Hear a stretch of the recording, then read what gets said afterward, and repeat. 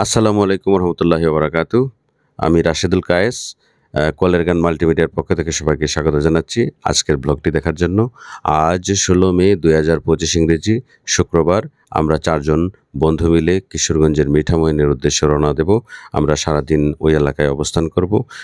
এই মুহূর্তে আছি মিরপুর ৭ নম্বর এলাকায় এবং একটা রেস্টুরেন্টে সকালের নাস্তা সম্পন্ন করার জন্য বসেছি এবং নাস্তা সম্পন্ন হলেই আমরা কিশোরগঞ্জের উদ্দেশ্যে গাড়িতে করে রওনা দেব। সবাই সাথে থাকবেন, আশা করি ব্লগটা উপভোগ করবেন। বন্ধুরা আমরা রওনা দিয়েছি, আমরা মিঠামইন যাব। আজকে আমাদের সাথে আছেন সুমনদা, আমাদের সাথে আছেন জাহাঙ্গীর, আমাদের সাথে আছে জি আমি সিদ্দিক। হ্যাঁ সিদ্দিক, রহমান সিদ্দিক, আর আছে আমি কায়েস। তো আমরা ৪ জন মিলে আজকে নিকলি হাওরে যাব। মূলত নিকলি এবং মিঠামইন আমাদের সাবেক রাষ্ট্রপতি যিনি ইতিমধ্যে দেশত্যাগ করেছেন তার বাড়িটাও আমরা দেখে আসব। সবার উদ্দেশ্যে একটা কথাই বলবো যে সবাই দেশটাকে চিনুন, দেখুন, জানুন, সারা দেশ ঘুরুন, তাহলে আপনার ভাল লাগবে। আমাদের বাংলাদেশে অনেক বৈচিত্র্যময় জায়গা আছে, তাই না সিদ্দিক? হ্যাঁ, আর সবচেয়ে কথা হলো আমাদের যাত্রাটা যেন শুভ হয় এই কামনা করছি সবাই কাছে। আমরা যাতে সঠিকভাবে সুন্দর মতো পৌঁছে আপনাদেরকে সব কিছু দেখাতে পারি। আমরা এই মুহূর্তে আছি শাহজালাল আন্তর্জাতিক বিমানবন্দর। অনেক সুন্দর একটা টার্মিনাল দেখতে পাচ্ছেন আপনারা। আর এই যে ফ্লাইওভার উপরে অনেক সুন্দর, দেখুন অনেকদিন পরে আসলাম। টার্মিনালটা কত সুন্দর হয়েছে, অনেক কারুকার্যময়। এই যে বিমান ভবনটা দেখা যাচ্ছে, ফ্লাই বিমান আন্তর্জাতিক টার্মিনাল এটা।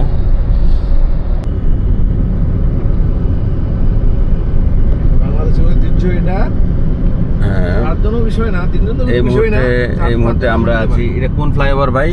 এটা হচ্ছে ওভারপাস, উত্তরা ওভারপাসে আছি। আমরা দেখতে পাচ্ছি আমরা মোটরসাইকেলে 4 জন যাত্রী। ভালোই লাগছে। বাংলাদেশে, পাকিস্তানে এরকম দেখছি অনেক যাত্রী থাকে, বুঝছেন না? পাকিস্তান আফগানিস্তানে ওই যে হেলমেটও পরে না কেউ, দেখলাম অনেক ভিডিও আছে, হেলমেটও পরে না কিন্তু। আর যাত্রী 4 জন 3 জন 4 জন থাকে, বিষয় না। বাংলাদেশে এটা চালু হচ্ছে আস্তে আস্তে। আমার মনে হয় রাস্তাটা দেখে নিলে ভালো হতো জাহাঙ্গীর। আমাদের কি মানে কিশোরগঞ্জ দিয়ে গেলে ভালো হবে। মানে এই মুহূর্তে আমরা আছি উত্তরাতে। উত্তরা এটা হচ্ছে আপনার রাজলক্ষ্মী কমপ্লেক্স। এটা বিখ্যাত একটা কমপ্লেক্স। এটা নায়করাজ রাজ্জাকের মালিকানাধীন এই রাজলক্ষ্মী কমপ্লেক্স। এটা নাম করা একটা বিল্ডিং উত্তরা। কত কালীগঞ্জে কত কিলো আর হচ্ছে সেক্টর হচ্ছে 3, এই এলাকাটা সেক্টর 3 উত্তরা। বন্ধুরা আমরা প্রথমে কিশোরগঞ্জের একটা ঐতিহ্যবাহী মসজিদ আছে, সেখানে যাব। তার নাম হচ্ছে পাগলা মসজিদ। পাগলা মসজিদ পরিদর্শনের পর আমরা অন্যান্য এলাকায় যাব। সবাই সাথেই থাকবেন।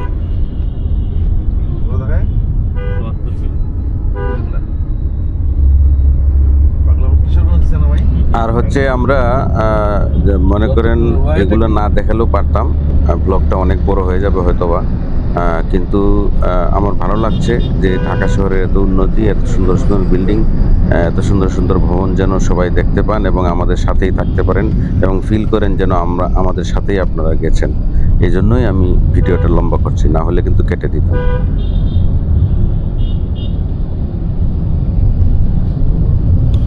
আর একটা কথা না বললেই নয়, পৃথিবীর অন্যান্য উন্নত দেশের মতো করে আমাদের ঢাকা শহরও কিন্তু অনেক বিশাল বিশাল অট্টালিকা এবং সুউচ্চ অট্টালিকা, যেগুলো আসলে বিশ্বের অনেক ভালো ভালো নামকরা শহরেও কিন্তু নেই। আমাদের এত পরিমাণে ঢাকা শহরে অট্টালিকা আছে, সুন্দর সুন্দর ভবন আছে, যা আসলে আমাদের গর্ব করার মতোই। এটা হচ্ছে এটা কি ওভারব্রিজ ভাই? এটা হচ্ছে আব্দুল্লাহপুর টঙ্গী। আব্দুল্লাহপুর। আর আরেকটা বিষয় হচ্ছে আমরা যে আগে ঢাকা আসতাম 25-30 বছর আগে, সেই ঢাকা শহর এবং এখনকার ঢাকা শহর কিন্তু আকাশ পাতাল পার্থক্য। আগের ঢাকা শহরে আসলে চোখ জ্বলতো, মানে চোখ মানে আমরা চোখ বন্ধ করে রাখতে হইতো এবং ধোঁয়া এবং গ্যাসের গন্ধে আমরা পাগল হয়ে যেতাম। এখনকার ঢাকা শহর কিন্তু অনেক পরিবেশ বান্ধব, শুধুমাত্র যদি ধুলাটা আরও একটু কমানো যায় বা আরও কমানো যায় তাহলে কিন্তু ঢাকা শহর একদম পারফেক্ট একটা শহর হিসেবে গণ্য হতে পারে। এদিকে সরকারের যে সরকারই আসুক না কেন, সরকারকে এই দিকে দৃষ্টি আকর্ষণ করার জন্য অনুরোধ করছি। আর ঢাকা শহর পুরোটা হচ্ছে এখন ফ্লাইওভারের শহর। পুরা শহর জুড়ে ফ্লাইওভার থাকার কারণে আমরা আসলে নির্বিঘ্নে নিশ্চিন্ত চলাচল করতে পারছি বলে আমারই মনে হচ্ছে এখন। যদিও আমি এত বেশি ঘোরাঘুরি করি নাই, আমার এই মুহূর্তে মনে হচ্ছে এই কথাটাই যে এত ফ্লাইওভার আমরা ব্যবহার করছি, যেটা নির্বিঘ্নে গাড়ি চলাচল করছে। আলহামদুলিল্লাহ। ভুল করছেন না? মাঝখানটা গেলে চলে যেতাম। আমরা এই মুহূর্তে আছি গাজীপুরে।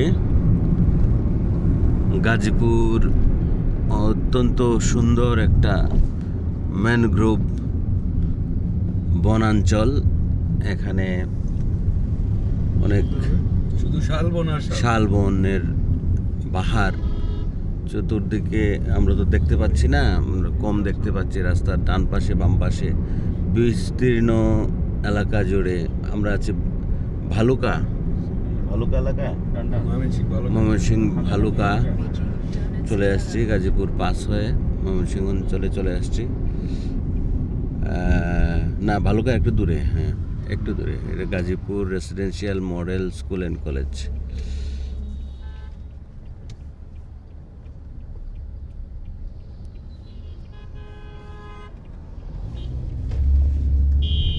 In 300 meters, turn left onto Rajivrapur, Kapasia, Took Road. আমার লেফট নিতে হবে না? কত মিনিট বলছে? 300।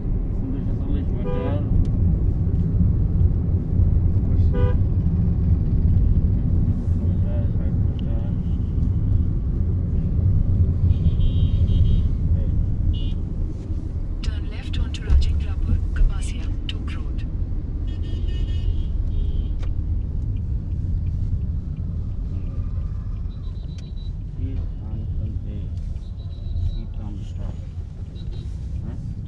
দাদা বাবুরা Continue on R312 for 18 kilometers. 18 kilometre খালি ভাবে যাওয়া লাগবে এখন। বনাঞ্চল দিয়ে না, 18 কিলোমিটার যেতে হবে এই বনাঞ্চল দিয়ে। কাপাসিয়া, কিশোরগঞ্জ। এত সুন্দর এলাকা ভাই, গাছের। বাংলাদেশে মনে হয় এরকম আর নাই। বন্ধুরা, আমি জানি যে ভিডিওটা অতিরিক্ত লম্বা করে ফেলছি এবং জেনে বুঝেই করছি, যেহেতু স্মৃতি রাখার উদ্দেশ্যে ভিডিওটা করা, এবং ভিডিওটা যেন আমরা ভবিষ্যতে দেখতে পারি, আমরা যখন আরও বয়স হয়ে যাবে যাতে আমরা স্মৃতিচারণ করতে পারি, সেই উদ্দেশ্যেই কিন্তু আমাদের প্রাইভেটলি করা ভিডিওটা। এরপরে আপনাদের উদ্দেশ্যে আমরা এটা শেয়ার করব যাতে আপনারাও দেখতে পারেন। আসলে আমরা স্মৃতি রাখার জন্যই মূলত ভিডিওটা করছি এবং ইচ্ছামতো লম্বা করেই রাখছি। চিন্তা করা যায় এত বড় এরিয়া নিয়ে গাজীপুরের পুরা সুন্দর অনেক এলাকাটাই কিন্তু শালবন।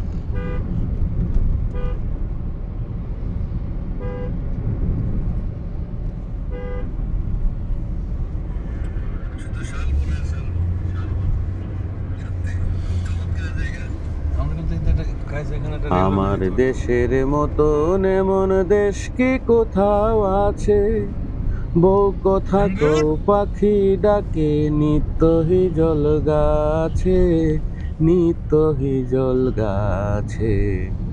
আমার দেশের মতন এমন দেশ কি কোথাও আছে।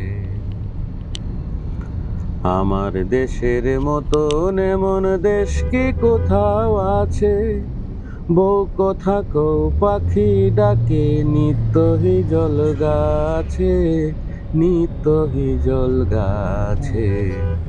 আমার দেশের মতন এমন দেশ কি কোথাও আছে। আমরা যাচ্ছি রাজেন্দ্রপুর এলাকা, ক্যান্টনমেন্ট এলাকা দিয়ে। ক্যান্টনমেন্ট এলাকা থেকে পার হয়ে আমরা আবার কাপাসিয়া অঞ্চল পড়বে, তারপর আমরা আস্তে আস্তে এগোবো। ভরপুরে অক্সিজেন ভাই, তুমি তো মিরপুরে একটু একটু বন পাইয়ে পাগল হয়ে গেছে। এখানে কত কিলোমিটার, কত মনে হয় 50 কিলোমিটার হবে। শালবো না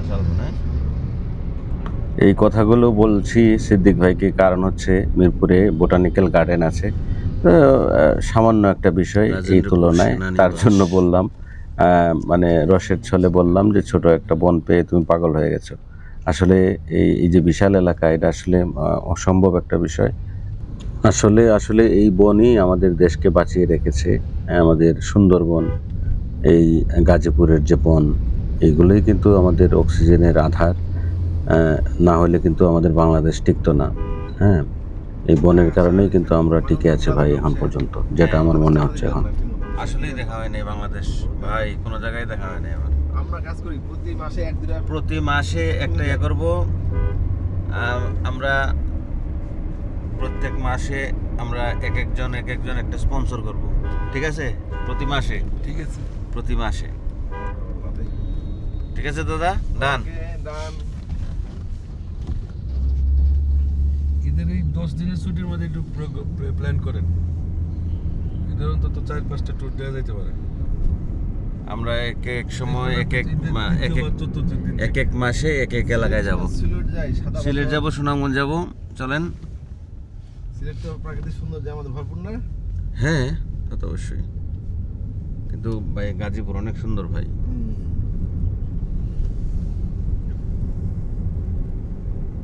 গাছপালা বেশি এখানে। গাছপালা, সেই রকমের গাছপালা এখানে। সেনানিবাস এলাকা, রাজেন্দ্রপুর, গাজীপুর, অত্যন্ত মনোরম পরিবেশ এখানকার। এত পরিপাটি, এত গাছ। আর হচ্ছে আমার যে বিষয়, ব্যক্তিগত বিষয়, আমি আসলে আমার জীবনটা কাটিয়ে দিয়েছি একটা গণ্ডির মধ্যে। আমার গণ্ডিটা হচ্ছে গানা বাজনা, এবং আমার 20 বছর ধরে যে আমার প্রফেশন, এর আগে তো আমার পুরো সময়টাই গেছে গানের উপরে। আমি আসলে জীবনের অনেক কিছুই মিস করেছি, আমি দেশটাকে ঘুরে দেখতে পারিনি, মানে আমি করতে পারিনি এই কাজটা, এবং এটা আমার ব্যর্থতা, এবং বিভিন্ন কারণে আসলে আমি একটা গণ্ডির মধ্যে আটকা পড়ে আছি। এই গান বাজনা নিয়ে আছি, প্লাস হচ্ছে আমার দুইটাই শখ, একটা হচ্ছে গানা বাজনা, এবং আমার আরেকটা হচ্ছে পেশা তো পেটের তাগিদে করতে হয়, সেটাও আমার একটা শৌখিনভাবে আমি কাজ করি। আমি আসলে এত হাই হতাশি নই, এবং টাকা পয়সার জন্য এত উদ্গ্রীব নই। আমার যতটুকু মিনিমাম দরকার সেটা নিয়ে আমি সন্তুষ্ট থাকি, আলহামদুলিল্লাহ। এই মুহূর্তে আমার বাবার কথা মনে পড়ছে। আমার বাবা ছিলেন অনেক ভ্রমণ পিপাসু, উনি ব্যাংকার ছিলেন। ওনার কর্মের ফাঁকে ফাঁকে উনি সারা দেশ ঘুরেছেন, এবং দেশের বাইরেও উনি গিয়েছেন, বলতে ইন্ডিয়া, বিশেষ করে ইন্ডিয়াতে উনি ভ্রমণ করেছেন, এবং ওনার খুব শখ বিভিন্ন রাজা বাদশাহ, বিভিন্ন সুন্দর এলাকা পরিদর্শন করা। কিন্তু আমার মধ্যে এই শখটা একদম ছিল না, মানে আমার একমাত্র শখ ছিল গান। হ্যাঁ, এটা নিয়েই কিন্তু আমার এই প্রায় 50 বছর বয়স হয়ে গেল প্রায়, কাটিয়ে দিলাম। তো এবার চিন্তা করছি আসলে দেশটাকে ঘুরে দেখে যেতে হবে, না হলে কিন্তু জীবনের আফসোস রয়ে যাবে। শহর না হইলেও খুব সুন্দর উপশহর, রাইট, সুন্দর, অনেক সুন্দর জায়গা। আসলে সবারই মন চায়, একটু ঘুরতে মন চায়, আর ঘুরতে পারলে মনটা একটু ফ্রেশ হয়ে যায়। আমরা কোনো প্রোগ্রামে যাইতে পারতেছিলাম না। হ্যাঁ, এটা ভালো কথা বলছিল। তো অনেকদিন আসলে আমরা আউটডোরে যাওয়া হয় না, আমাদের কালচারাল প্রোগ্রাম। প্রাকৃতিক মনোরম দৃশ্যগুলোকে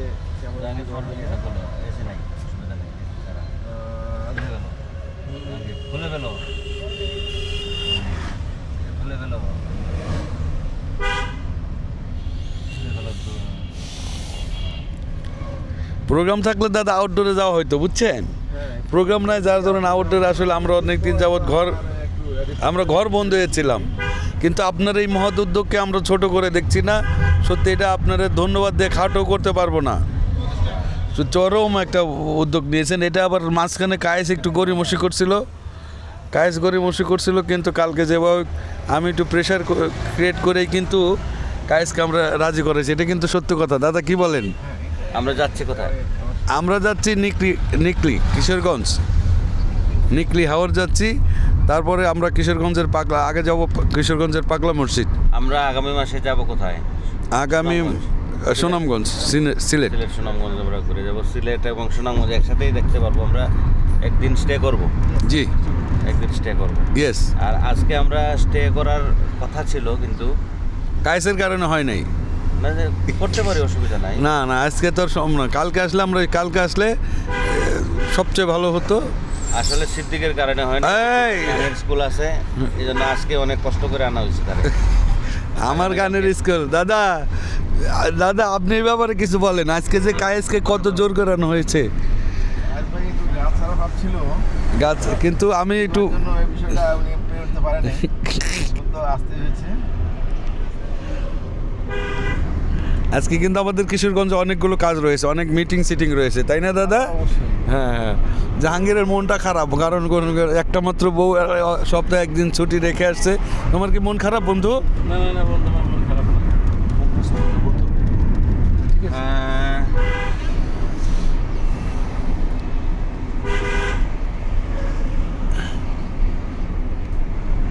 তুমি একটা বিচ্ছেদ গান, তুমি তো আমায় গিয়েছো ভুলে ও গো বন্ধু, ভুলে যাব আমিও ভেবেছি, ও ভুলে যাব আমিও ভেবেছি, তুমি তো আমায় গিয়েছো ভুলে ও গো বন্ধু, ভুলে যাব আমিও ভেবেছি। কিরে তুই কথা কস না কে? কথা কমনি, বইতে দিলে তো বন্ধ হইব না। বন্ধ হবো না কে?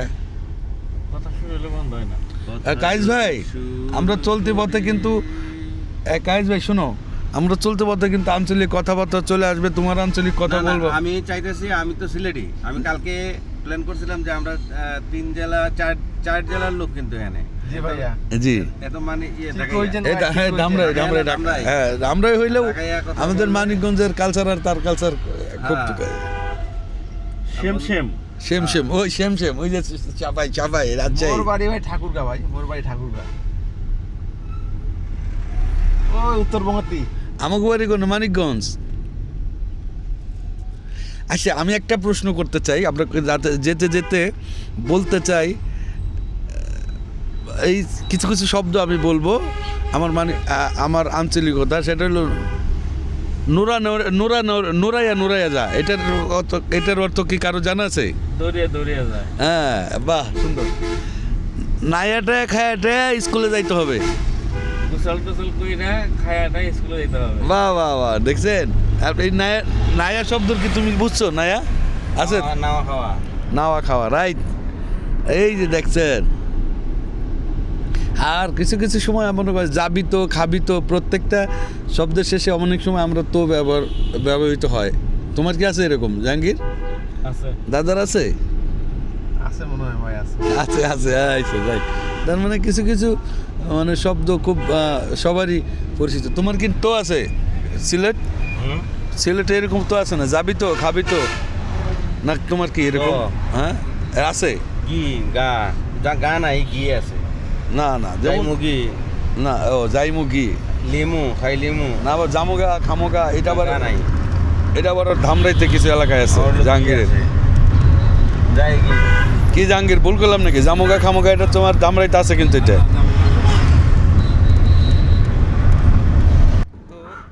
সম্মানিত দর্শক মণ্ডলী, আমাদের আপলোডের সীমাবদ্ধতার কারণে আমাদেরকে ছোট করে ভিডিও আপলোড করতে হচ্ছে এবং কয়েকটা পর্বে ভাগ করে আমাদের পুরো জার্নিটা আমরা দেখাবো, পুরো জার্নিটা দেখানোর চেষ্টা করব এবং আমরা এই পর্যন্ত আজকের এই প্রথম একটা পর্ব আমরা আপাতত সমাপ্তি ঘোষণা করছি এবং নেক্সট পর্ব দেখার জন্য সবাইকে আমন্ত্রণ জানাচ্ছি। ধন্যবাদ।